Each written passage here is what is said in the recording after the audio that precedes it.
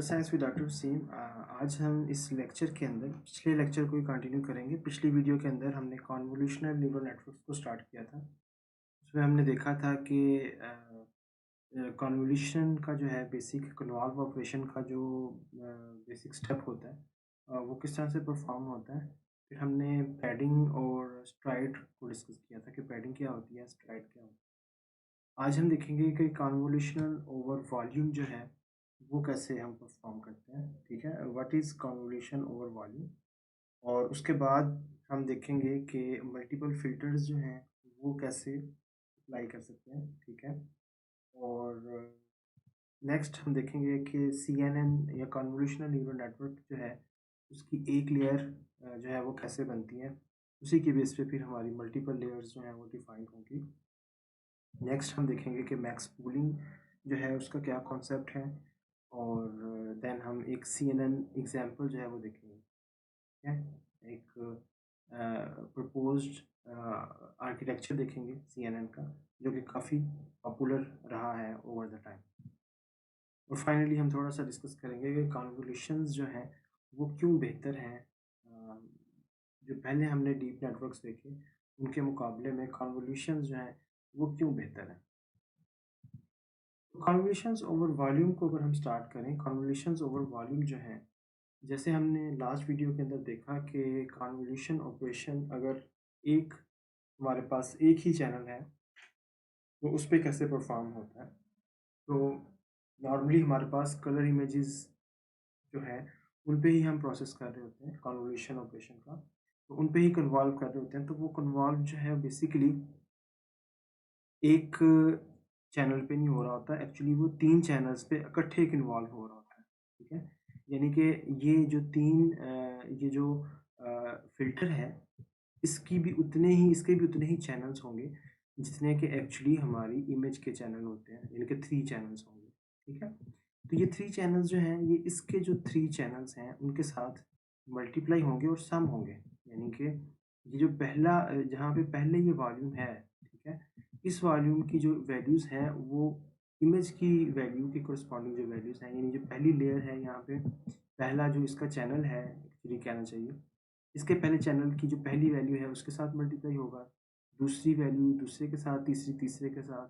इस तरह से पहली 9 वैल्यू जो हैं वो ये रेड चैनल की 9 वैल्यू से मल्टीप्लाई होकर सम होंगी। इसी तरह से दूसरा जो चैनल है फ़िल्टर का वो दूसरे चैनल की 9 वैल्यू से मल्टीप्लाई होकर सम होगा। तीसरा जो है वो तीसरे की 9 वैल्यू से मल्टीप्लाई होकर सम होगा। और ये तीनों के जो अलग-अलग सम आए हैं इनको हम टोटल सम कर लेंगे। ठीक है, तीनों का टोटल सम करने के बाद यहाँ पे हम उसकी वैल्यू जो है उसको लिख लेंगे।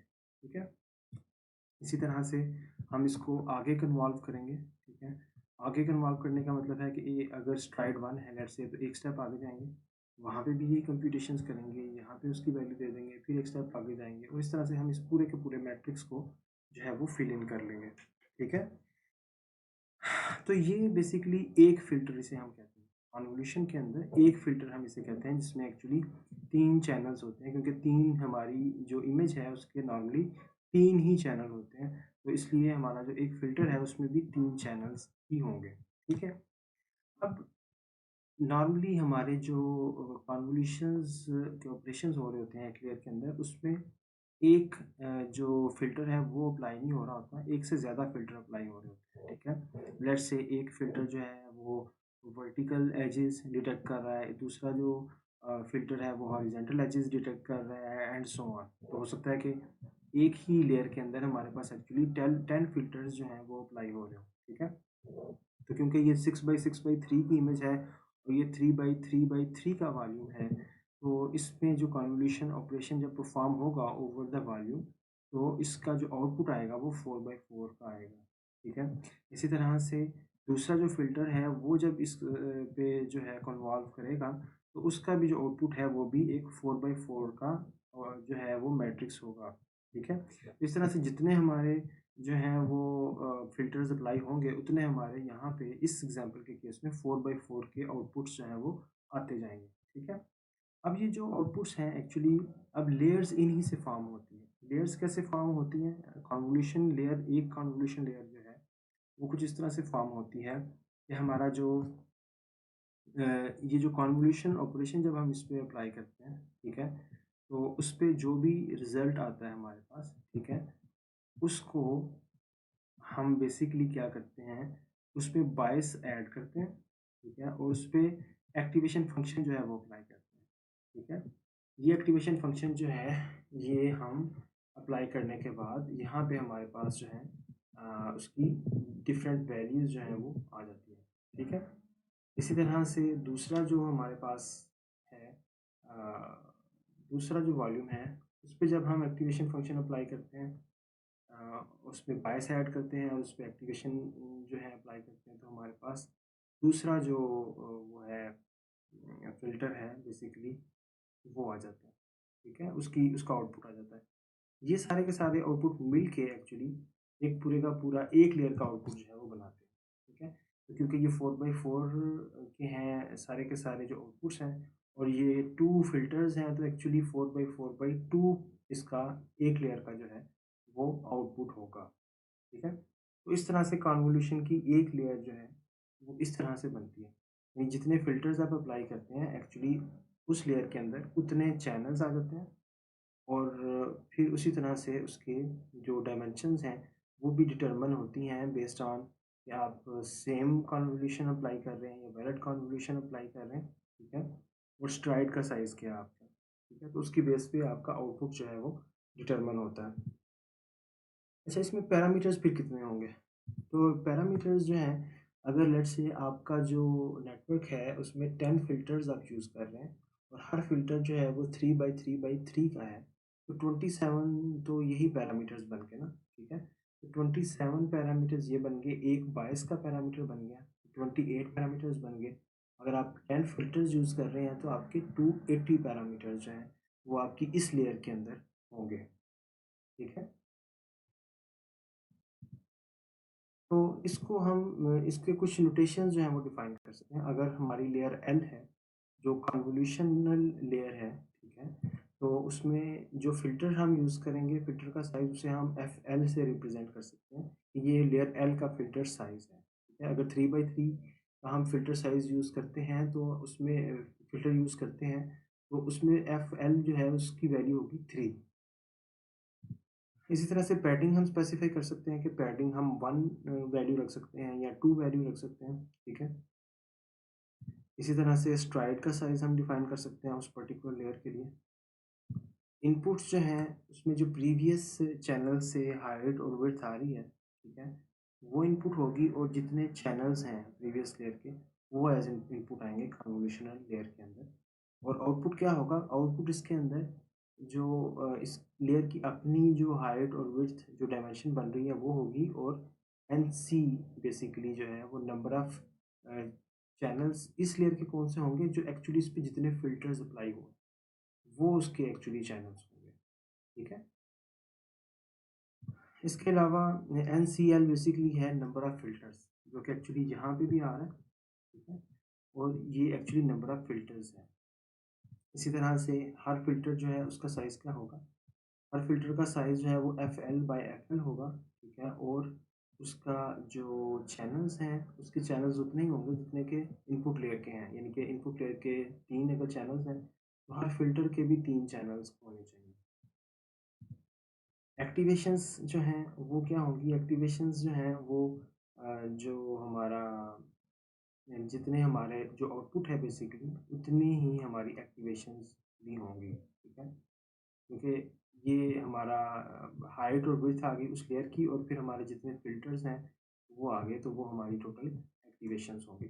इसी तरह से वेट्स जो हैं हमारे वेट्स अब देखें कि हमारे F L by F L यानी कि जैसे हमने पहले देखा इन हमारे 9 थे, ठीक है? 3/3 का अगर है तो 3/3 9 9 को फिर हमने देखा था कि प्रीवियस लेयर क्योंकि 3 चैनल्स थे तो वो इनपुट जो थे वो 3 थे तो इट मीन्स कि 27 हो गए, जैसे हमने पिछली एग्ज़ाम्पल में देखा और फिर क्योंकि 10 फ़िल्टर्स हैं एनसीएल तो वो इसलिए जो वेट्स हैं बेसिकली वो FL/FL/NCL-1 टाइम्स NCL इतने वेट्स टोटल होंगे। किसी भी एक लेयर के। उसी तरह से बायस जो है दैट विल बी NCL, ठीक है, यानी कि जितने आपके चैनल्स होंगे लेयर के उतने ही एक्चुअली आपकी बायस की वैल्यूज़ होंगी। हर फिल्टर के लिए एक बायस की वैल्यू जो है आपके पास आ जाएगी। कॉन्वनेट की एग्जांपल क्या है जी, लेट्स से अब एक एग्जांपल देखते हैं कॉन्वनेट पूरे का पूरा कैसे बनेगा। इंडिविजुअली तो हमने देख लिया कि उसकी एक लेयर जो है वो किस तरह की होगी। लेट्स से हमारे पास 39 बाई 3 जो है वो इनपुट है, ठीक है, इनपुट इमेज, ठीक है, उस पर हमने फिल्टर साइज अप्लाई किया 3 का, यानी 3 बाई 3 का हमारा फिल्टर होगा। स्ट्राइड जो है that will be of size 1, padding हम उसमें यूज़ नहीं कर रहे, और लेट्स से हम उसमें 10 फिल्टर्स जो हैं वो यूज़ कर रहे हैं, ठीक है। तो इसका जो आउटपुट बनेगा दैट विल बी 37 बाई 10। इस पे अगेन हम जो है वो फ़िल्टर अप्लाई करते हैं 5 बाई 5 का, और स्ट्राइड अप्लाई करते हैं 2, और पैडिंग जो है वो 0 रखते हैं यहाँ पे भी, ठीक है, यानी कि हम वैलिड कन्वोल्यूशन अप्लाई करेंगे, और 20 फ़िल्टर्स यूज़ करते हैं। तो ये जो आउटपुट होगा इसका दैट विल बी 17 बाई 20, ठीक है, क्योंकि 20 फ़िल्टर्स हैं हमारे पास तो इसके 20 चैनल्स होंगे। इसी तरह से हम फर्दर आगे जाते हैं। अब यहाँ पे हम फ़िल्टर साइज़ जो है वो 5 या 5 बाई 5 का यूज़ करते हैं, स्ट्राइड 2 यूज़ करते हैं, और पैडिंग जो है वो 0 यूज़ करते हैं, और अब यहाँ पे 40 फ़िल्टर्स हम यूज़ करते हैं। तो इसका जो आउटपुट होगा that will be 7 by 7 by 40, ठीक है। और फिर फाइनली हम क्या करेंगे कि ये जो 7 बाई 7 बाई 40 है, ये इसको अनरोल करेंगे तो ये 1960 वैल्यूज़ बनती हैं। ये 1960 वैल्यूज़ जो हैं ये हम एक ये 1960 वैल्यूज़ जो हैं जो हमने अनरोल की हैं, ये हम एक फाइनल जो है हमारा क्लासीफायर, जो कि अगर बाइनरी क्लासिफिकेशन है तो हमारा सिग्मॉइड हो सकता है, या अगर मल्टी क्लास क्लासिफिकेशन है तो सॉफ्टमैक्स यूज़ हो सकता है। तो ये वो कोई एंड पे हम लास्ट लेयर के अंदर इनमें से कोई जो है एक्टिवेशन, कोई न्यूरॉन जो है उस पे बेस करके वो यूज़ करेंगे लास्ट लेयर के अंदर, या वो सॉफ्टमैक्स लेयर होगी या वो सिग्मॉइड बेस्ड लेयर होगी। तो ये बेसिकली एग्जांपल है कॉन्वोनेट की, ठीक है। तो इस तरह से कॉन्वोल्यूशनल नेटवर्क की मल्टीपल लेयर्स जो हैं आप डिफाइन कर सकते हैं। अच्छा जी, तो अब इसमें कन्वोल्यूशनल नेटवर्क्स के अंदर डिफरेंट टाइप्स की लेयर्स होती हैं। अभी तक हमने जो लेयर देखी है दैट इज़ कन्वोल्यूशनल लेयर, ठीक है। लेकिन कन्वोल्यूशनल लेयर के अलावा अ, जो CNN है, कन्वोल्यूशनल न्यूरल नेटवर्क्स हैं, उसके अंदर पूलिंग लेयर भी होती है, ठीक है, और फुली कनेक्टेड लेयर भी होती है, ठीक है। तो ये जो पूलिंग लेयर है और ये जो फुली कनेक्टेड लेयर है, ये काफ़ी ईज़ी टू अंडरस्टैंड है। अब हम इनको वन बाय वन जो है वो डिस्कस करते हैं। पूलिंग लेयर जो है, इसमें मैक्स पूलिंग का कॉन्सेप्ट होता है। मैक्स पूलिंग का क्या मतलब है? मैक्स पूलिंग का ये मतलब है कि लेट्स से हमारे पास ये इमेज है, या किसी भी लेयर का ये आउटपुट आ रहा है हमारे पास, और उस पे अगर हम मैक्स पूलिंग अप्लाई करते हैं, तो उसका आउटपुट कुछ इस तरह से आता है, ठीक है। अब ये आउटपुट कैसे आया? ये आउटपुट जो है इस तरह से आया कि हम इस पे let's say filter size apply करते हैं 2 बाई 2 का, ठीक है। तो 2 बाई 2 का जो फ़िल्टर साइज़ है, ठीक है, 2 बाई 2 के फ़िल्टर साइज़ के अंदर हम देखेंगे कि इसमें मैक्सिमम वैल्यू कौन-सी है, ठीक है। तो इसके अंदर मैक्सिमम वैल्यू जो है वो 9 है, ठीक है। तो हम यहाँ पे 9 लिख देंगे, ठीक है। हम स्ट्राइड यूज़ कर रहे हैं 2 का, तो इट मीन्स कि हम अब एक स्टेप छोड़ के दूसरा स्टेप छोड़ के यहाँ से अब स्टार्ट करें, है। तो अब हम यहाँ से लेके एक 2 बाई 2 का पैच जो है वो देखेंगे, ठीक है।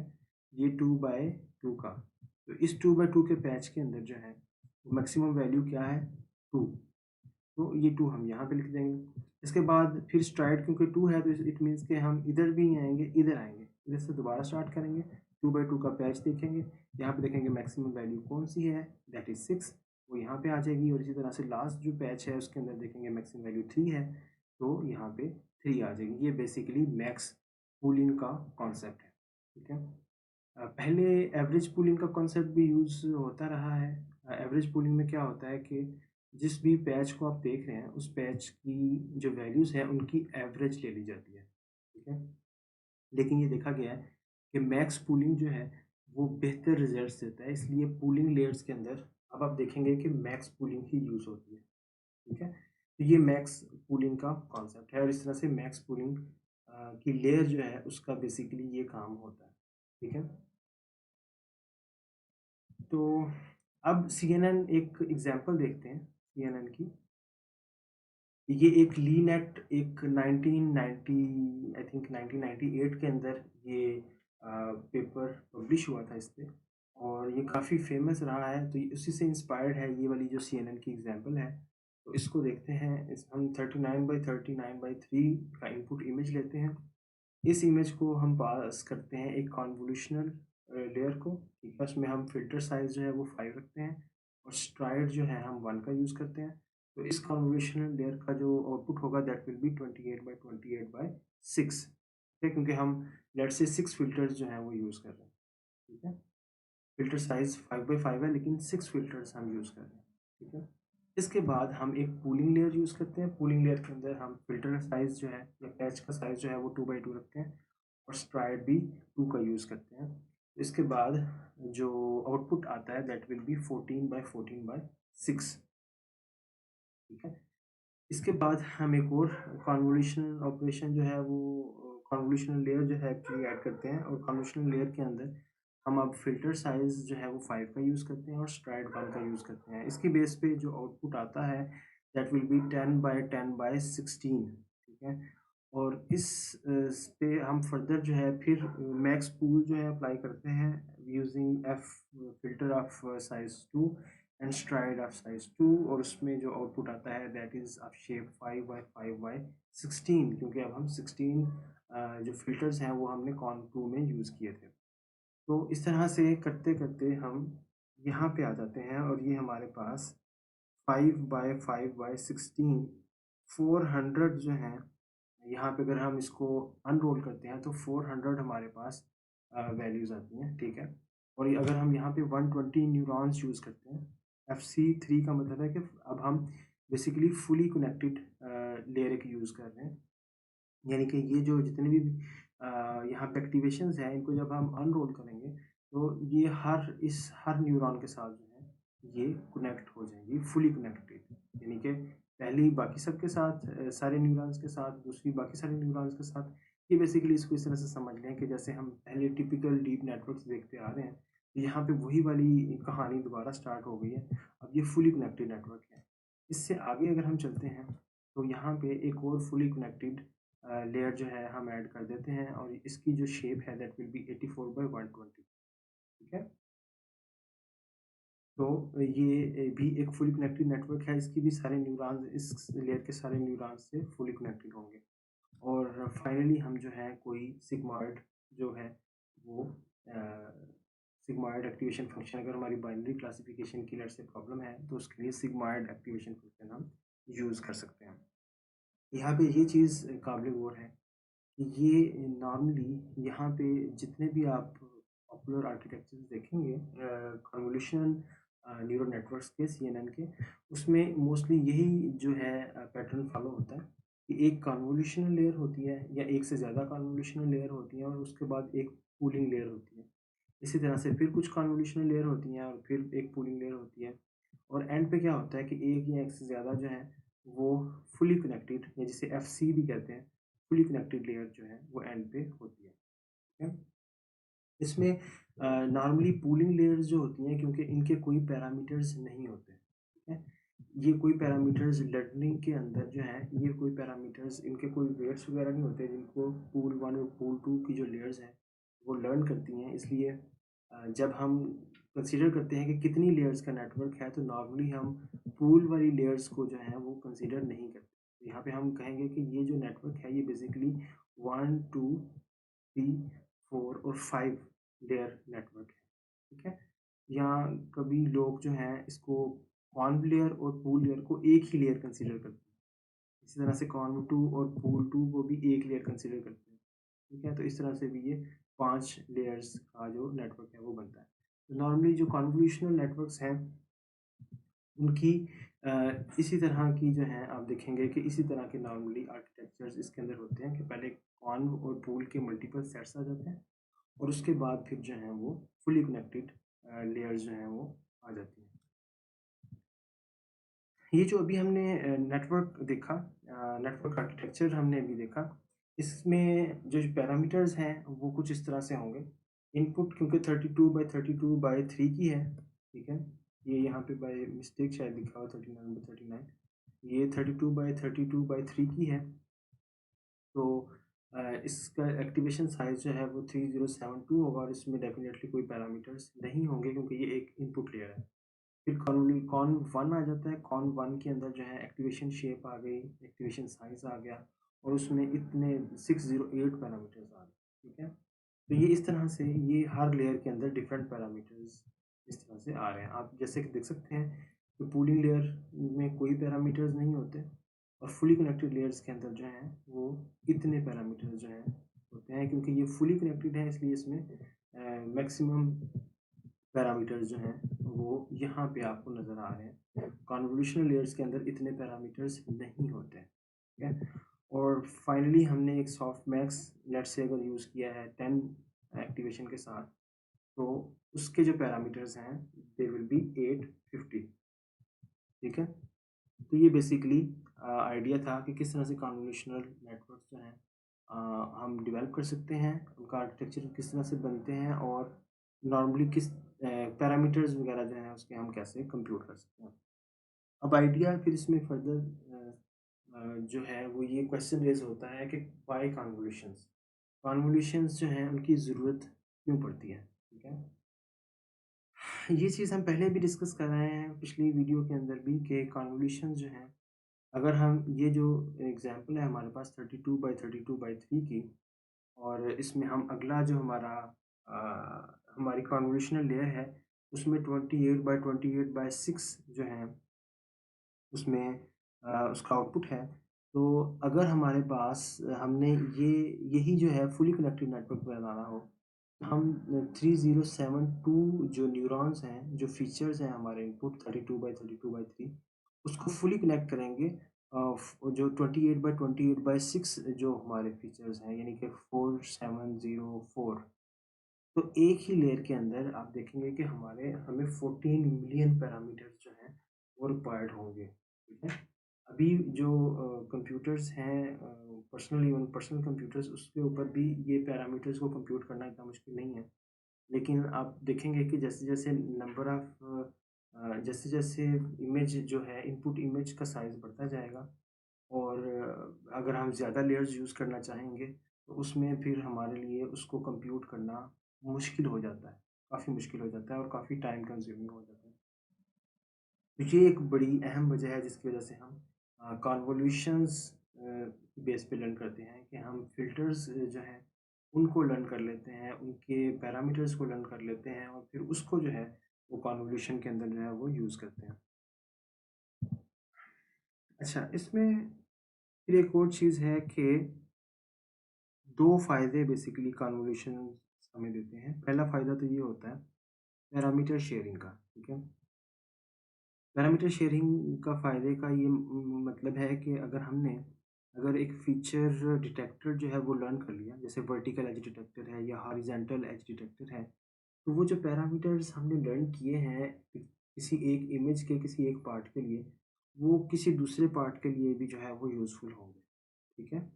तो इस वजह से वो पैरामीटर शेयरिंग हो रही होती है, यानी कि इस पार्ट के लिए लेट्स से हमने अगर एक जो फ़िल्टर लर्न किया है, वो इमेज के किसी दूसरे पार्ट के लिए भी हमें एक कुछ आउटपुट जो है वो दे रहा है, ठीक है। तो वो यूज़फुल होता है मल्टीपल इमेज के पार्ट्स के लिए, एक ही फ़िल्टर, ठीक है।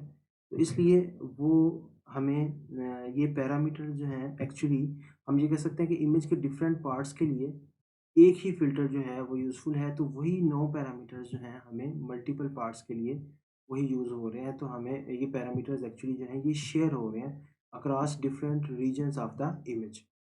दूसरा जो है इसका ये बेनिफिट है कि स्पार्सिटी ऑफ कनेक्शंस, ठीक है। इन ईच लेयर और each output value depends only on a small number of inputs. दूसरा इसका ये फ़ायदा है कि यहाँ पे एक जो आउटपुट है, ठीक है, अगर आप traditional fully connected dense networks use करेंगे, तो वहाँ पे हर जो आउटपुट है आपका, वो सारे के सारे इनपुट्स के ऊपर कंप्यूटेशंस होती हैं और फिर एक आउटपुट कंप्यूट होता है। फिर सारे के सारे जो हैं वैल्यूज़, उस पे कंप्यूटेशन होती है अलॉन्ग विद योर पैरामीटर जो है W, और उसके बाद दूसरी वैल्यू कंप्यूट होती है, फिर तीसरी वैल्यू कंप्यूट होती है। लेकिन कन्वोल्यूशनल नेटवर्क्स के अंदर स्पार्सिटी ऑफ कनेक्शंस आ जाती है। स्पार्सिटी ऑफ कनेक्शन का ये मतलब है कि ये जो एक वैल्यू है, ये सिर्फ़ इन 9 वैल्यूज़ पे डिपेंडेंट है, ठीक है? इसी तरह से ये जो अगली वैल्यू है, ये उससे अगली 9 वैल्यूज़ पे डिपेंडेंट है। तो इस वजह से उतने ज़्यादा कनेक्शंस रिक्वायर्ड नहीं होते पहली लेयर को अगली लेयर के साथ कन्वोल्यूशंस के अंदर। इसे हम कहते हैं स्पार्सिटी ऑफ कनेक्शंस, ठीक है? तो ये 2 फ़ायदे हमें इससे हासिल होते हैं। अब फिर ये सारे का सारा अब कन्वोल्यूशन नेटवर्क जो है किस तरह से काम करेगा? इसको हम देख लेते हैं। यानी होगा क्या कि हमारे पास जो डाटा होगा, वो हम एक कन्वोल्यूशन मल्टीपल कन्वोल्यूशंस और पूलिंग लेयर्स में से जो है फॉरवर्ड प्रोपोगेट करेंगे, और फाइनली हमारी वन और मोर जो है वो फुली कनेक्टेड लेयर्स होंगी। उसकी बेस पे हम जो है हमारी एक प्रेडिक्शन होगी, जिसे हम वाई हैट का नाम देंगे, और उस पे हम जो है अपना लॉस या अपनी कॉस्ट कंप्यूट करेंगे, और उस कॉस्ट को कंप्यूट करने के बाद हम जो एरर है उसको बैक प्रोपोगेट करेंगे, ठीक है? और इसमें हम यूज़ करेंगे ग्रेडियंट डिसेंट अपने पैरामीटर्स को ऑप्टिमाइज़ करने के लिए, और जे जो हमारी कॉस्ट है उसको रिड्यूस करने के लिए। तो इस तरह से ये जो कन्वोल्यूशनल नेटवर्क है वो बेसिकली ग्रेडियंट डिसेंट एल्गोरिदम को ही यूज़ करता है, और उसमें जो डिफरेंट हमने ऑप्टिमाइज़ेशन के वेरिएंट्स देखे, जैसे आरएमएस प्रॉप है या एटम ऑप्टिमाइज़ेशन है, तो वो सारे के सारे वेरिएंट्स हम यूज़ करके इसको ट्रेन करवा सकते हैं।